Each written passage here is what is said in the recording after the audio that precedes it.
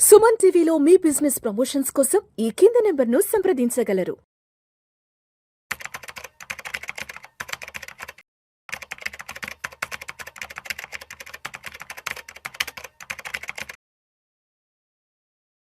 Welcome to Vishnu talks. నేను Vishnu.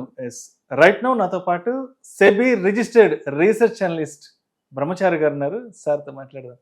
Sir నమస్తే sir. Thank you very much for inviting me. Yes right. ఒక్కసారి ఇప్పుడున్న present మార్కెట్స్లోకి వచ్చేద్దాం. 2025 సెప్టెంబర్ నుంచి ఉన్న మార్కెట్స్ గురించి ఒక్కసారి వచ్చేద్దాం. సో ఇప్పుడు మార్కెట్ ప్రజెంట్ కండిషన్ ఎలా ఉంది అండ్ మీ వ్యూ ప్రకారం ఇప్పుడు మార్కెట్స్ అనేవి అంటే ఒక ఫెయిర్ వాల్యూలో ఉన్నాయా లేదంటే స్లైట్లీ ఓవర్ వాల్యూకి వెళ్ళాయంటే? వాల్యుయేషన్ గురించి మాట్లాడితే ఇప్పుడు మనం బెంచ్ మార్క్ ఏంటంటే మనం పిఈ చూస్తాం, నిఫ్టీ పిఈ చూస్తాం. నిఫ్టీ పిఈ ప్రస్తుతము 22.3 ఉంది. ఓకే, అది ట్రైలింగ్ పిఈ అంటాం. అంటే ట్రైలింగ్ పిఈ అంటే ఆల్రెడీ రియలైజ్డ్ ప్రాఫిట్స్ మీద వచ్చిన పిఈ మనకి 22.3 ఉంది. మనకి 2008 క్రైసిస్ అప్పుడు మనకి పిఈ ఎంత ఉందంటే 25+, 26, 28 దాకా వెళ్ళింది. అంతకుముందు ఉన్న అన్ని బుల్ మార్కెట్ క్రైసిస్ అన్నీ కూడా 25+ తర్వాత కొంచెం కరెక్షన్స్ అయినాయి. ఇప్పుడు మనం దాదాపు నియర్ టు దట్ జోన్. 22.3 అంటే దాదాపు దగ్గరికి ఇంకో 2 పాయింట్లు పెరిగితే అక్కడికి వచ్చేస్తాం. ఎప్పుడైతే వాల్యూ 20 కన్నా దిగుతుందో, అంటే P E ratio, Nifty P E ratio 20 కన్నా దిగుతుందో, that's a fair value zone అంటాం. ఇప్పుడు 22.3 ఉండడానికి రీజన్ ఏంటంటే మొన్నటి క్వార్టర్ ఎర్నింగ్స్ గ్రోత్ లేదు, ఎర్నింగ్స్ మూమెంటం లేదు. బేసిక్గా మనం మార్కెట్లో ప్రైస్ ఎప్పుడు పెరుగుతుందంటే ఫస్ట్ ఫ్యాక్టర్ ఏంటంటే ఫండమెంటల్ ఫ్యాక్టర్. ఫండమెంటల్ ఫ్యాక్టర్స్లో పాజిటివ్ బయాసెస్, పాజిటివ్ మూమెంట్స్ వచ్చినప్పుడు ప్రైస్లో it shifts the price momentum. Price ఎప్పుడైతే మూవ్ అవుతుంటుందో it also transfers into the demand and supply. When demand and supply comes, when demand is more than the supply, then price changes. Then we react as a human, we react psychologically to that price. We buy more, we book some profit, some kind of human response వస్తుంది. So this is the process అనమాట. ఈ ప్రాసెస్లో మనకి value ఎక్కడ ఉంది అనేది చూసుకుంటే కనుక మనకి నిఫ్టీ బెంచ్ మార్క్ పిఈ ప్రస్తుతానికి కొంత రీజనబుల్ లెవెల్ కన్నా కొంచెం ఎక్కువగా ఉంది. హై వాల్యుయేషన్ కాదు. బట్ ఇంకోటి ఏంటంటే మనకి next quarter results, that means September quarter కాకుండా అక్టోబర్, నవంబర్, డిసెంబర్ 3 నెలల కాలంలో వచ్చే రిజల్ట్స్, అంటే డిసెంబర్ ఎండ్ క్వార్టర్ అంటే Q3 రిజల్ట్స్ మనకి చాలా పాజిటివ్గా ఉన్న బుల్లిష్గా ఉంటాయని అనుకుంటున్నాం. రెండోది ఇప్పుడు మార్కెట్ కండిషన్ అన్నారు. మార్కెట్ కండిషన్ నెక్స్ట్ 2-3 మంత్స్ మనకి కొంచెము కన్సాలిడేషన్ ఫేజ్లోనూ రేంజ్ బౌండ్గా ఉంటుంది. ఎందుకు చెప్తున్నానంటే హిస్టారికల్గా మనకి కరెక్షన్స్ ఎప్పుడు కూడా కొన్ని కరెక్షన్స్ 13 మంత్స్లో కంప్లీట్ అవుతాయి, కొన్ని 8 మంత్స్లో కంప్లీట్ అవుతాయి. 2 సందర్భాల్లో మాత్రం 21 మంత్స్లో కన్సాలిడేట్ అయినాయి. అవి 1992 అండ్ 2008 క్రైసిస్లో మాత్రమే it went behind almost 20 months. ఇప్పుడు మొన్న 8 మంత్ మనకి సెప్టెంబర్లో టాప్ అయిన తర్వాత అక్టోబర్ నుంచి ఇప్పటి వరకు మనం సెప్టెంబర్ వరకు మనము 12 నెలలు అయింది. ఇంకొక 4 రోజుల పాటు ఈ కరెక్షన్ ఉంటుంది time cycle wise. Okay, so ఈ అక్టోబర్ మంత్ తర్వాత 2 రీజన్స్ బుల్లిష్గా ఉండడానికి కారణం చెప్తాను. జిఎస్టీ ఎప్పుడైతే తగ్గించారో డిమాండ్ పుష్ జరుగుతుందని ఒక ఎక్స్పెక్టేషన్స్. సో మనకి మోస్ట్ బెనిఫిషియల్ సెక్టర్ ఏంటంటే ఆటోమొబైల్, డిస్క్రిషనరీ స్పెండింగ్. వీటి కన్జంప్షన్లో వచ్చే డిమాండ్ అవి ఎలా ట్రాన్స్లేట్ అవుతాయి సేల్స్లో, అలాగే జిఎస్టీ కారణంగా ఈ ఎలా మార్జిన్స్ ఇంప్రూవ్ అవుతాయి అనేది మనకి డిసెంబర్ క్వార్టర్లోనే తెలుస్తాయి. తర్వాత అక్టోబర్లో మనకి సేల్స్ ఫిగర్స్ వస్తాయి. ఆటోమొబైల్ ఫిగర్స్ అక్టోబర్ ఎండ్కి అయిపోగానే మనకి నవంబర్ బిఫోర్ 5th మనకి వచ్చేస్తాయి.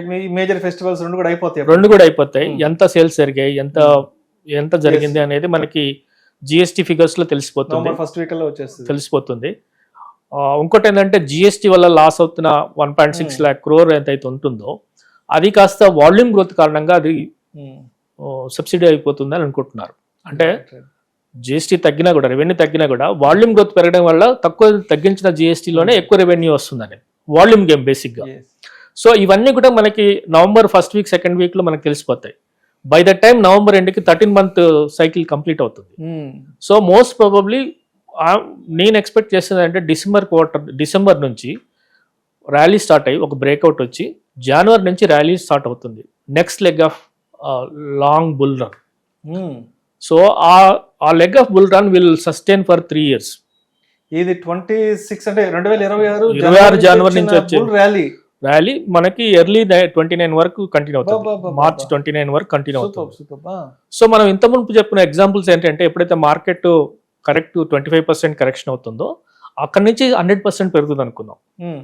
కానీ కోవిడ్ కరెక్షన్ తర్వాత వచ్చిన కరెక్షన్స్ ఏవి కూడా 18% మించలేదు. 18% ఒకసారి వచ్చింది, 21లో వచ్చింది, ఆ తర్వాత 10% ఒకసారి లిమిట్ అయింది. తర్వాత రీసెంట్గా వచ్చిన కరెక్షన్ కూడా not more than 18%. So 18% is new normal for the corrections. So 18% correction వచ్చినప్పుడు మన నిఫ్టీ ఎంత ఉందంటే 21,743. So that is a Nifty bottom. Okay, so అక్కడి నుంచి మీరు డబుల్ వేసుకుంటే ఎంత అవుతుంది? 43,000 అవుతుంది, మోర్ దెన్ 43,000 అవుతుంది నెక్స్ట్ 4 yearsలో. So most probably the most conservative సినారియోలో 38,800 అనేది Nifty target. So most bull case సినారియోలో 42,000 అనేది Nifty target by early first quarter of, అంటే by financial end of 28-29. Super. That is our estimation. Right. So మరి అంటే ఇప్పుడు నడుస్తున్నటువంటి అంటే గ్లోబల్ గా నడుస్తున్న కొన్ని ఫ్యాక్టర్స్ ఏవైతే ఉన్నాయో, యుఎస్ ఫెడ్ రేట్స్ కి సంబంధించి, తర్వాత క్రూడ్ ఆయిల్ ప్రైసెస్ కి సంబంధించి, అంటే కొన్ని జియో పొలిటికల్ టెన్షన్స్ నడుస్తున్నాయి. అండ్ ఇప్పటికిప్పుడు డొనాల్డ్ ట్రంప్ కూడా H1B వీసాలకు సంబంధించి ఆయన చేసిన అనౌన్స్మెంట్స్ అంతా కూడా, సో అంటే ఇవన్నీ కూడా మార్కెట్ ని ఎంతవరకు ఇంపాక్ట్ చేస్తాయంటారు ప్రజెంట్ ఇప్పుడు నడుస్తున్న ఈ వార్తలంతా కూడా? మీరు అనేది అంటే నెగటివ్ న్యూస్ మార్కెట్ ని ఎలా ఎలా ఇన్ఫ్లుయెన్స్ చేస్తుంది, right? In simple terms. Exactly. నిజానికి అది positive for markets. yes. Recent example మీకు I think on April 7th Trump has announced tariffs కదా. సో మార్కెట్ ఎగ్జాక్ట్ గా ఆ రోజు బాటమ్ అయింది, అవునా? అవును కదా. So on negative news it made a bottom and rallied. On 24th March 2020 COVID lockdown announce అయింది. Exactly on that day market was bottomed out. 22nd March 2020లో. యా. తర్వాత మీకు ఇలాంటి ఎగ్జాంపుల్ చాలా చెప్పొచ్చు. Negative news even Pahalgam attack తర్వాత, even operation Sindoor తర్వాత, even మీకు అంతకంటే ముందు ఏంటి మన ఒక అటాక్, అదేంటి పహల్గామ్ కంటే ముందు ఒకటి పుల్వామా, అది చాలా ఎర్లీ. అప్పుడు కూడా మార్కెట్ వాజ్ మేడ్ లో. సో మనకి జియో పొలిటికల్ టెన్షన్స్ లేకుండా ఎప్పుడు లేవు. ఇప్పుడు 90s లో మీరు చూస్తే కోల్డ్ వార్ తో పాటు ఇరాన్ ఇరాక్ వార్ ఉంటుంది, ఆ తర్వాత ఇండియా పాకిస్తాన్ వార్, ఎప్పుడు టెన్షన్స్ ఉంటాయి. జియో పొలిటికల్ టెన్షన్స్ లేకుండా మనం వాళ్ళు ఎప్పుడు చూడలేము. ఓకే, అది ఇగ్నోర్ చేయండి ఫస్ట్ థింగ్. సెకండ్ థింగ్, మీరు అన్నారు ట్రంప్ టారిఫ్స్ అన్నారు.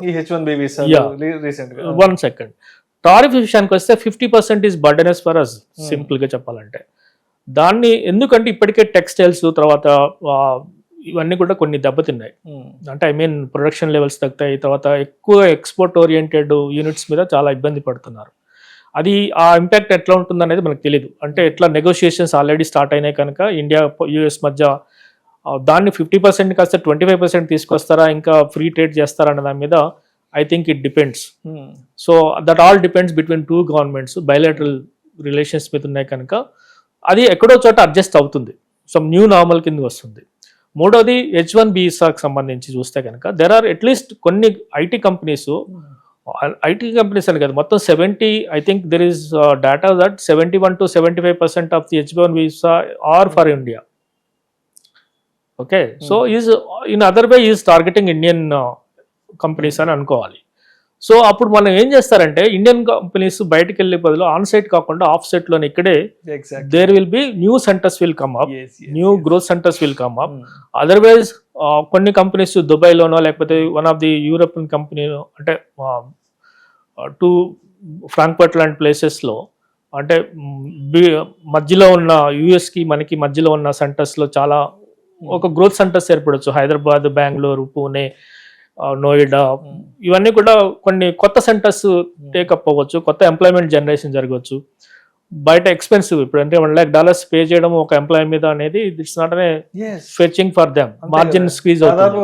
₹1,00,00,000 వరకు. సో దానికి రేపు మార్కెట్ నీజర్ రియాక్షన్ ఉండొచ్చు ఐటీ కంపెనీస్ లో స్పెసిఫిక్ గా, but it will adjust at somewhere. కొత్త ఆప్షన్స్ వస్తాయి ఇప్పుడు, ఎందుకంటే బిజినెస్ క్లోజ్ చేయలేరు. సో టెంపరీ నీజర్ రియాక్షన్స్ ఉంటాయి, డెఫినెట్ గా టెంపరీ నీజర్ రియాక్షన్స్ ఉంటాయి, వాటికి సంబంధించి కొంత ఆలోచించాలి. ఇప్పుడు అంతా కూడా ఇప్పుడు what market is expecting is consumer demand ఎంత పెరుగుతుంది అనేది. ఈ మనకి అది అక్టోబర్ దాటితే తప్ప అది మనకి తెలియదు.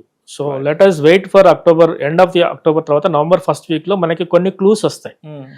ఆ క్లూస్ లో మీరు ఇంతకుముందు అన్నట్టుగా టారిఫ్ సంబంధించి నెగోషియేషన్స్ ఎంతవరకు ప్రోగ్రెస్ అయినాయి, తర్వాత డిమాండ్ పుష్ కోసం జిఎస్టీ తగ్గిస్తే దాని ఫలితం ఎలా ఉంది, తర్వాత ఆల్టర్నేటివ్స్ ఏం చూస్తున్నారు ఈ ఎక్స్పోర్ట్ ఓరియంటెడ్ వాళ్ళు, ఇవన్నీ కూడా మనకి నవంబర్లో తెలిసిపోతాయి. రైట్.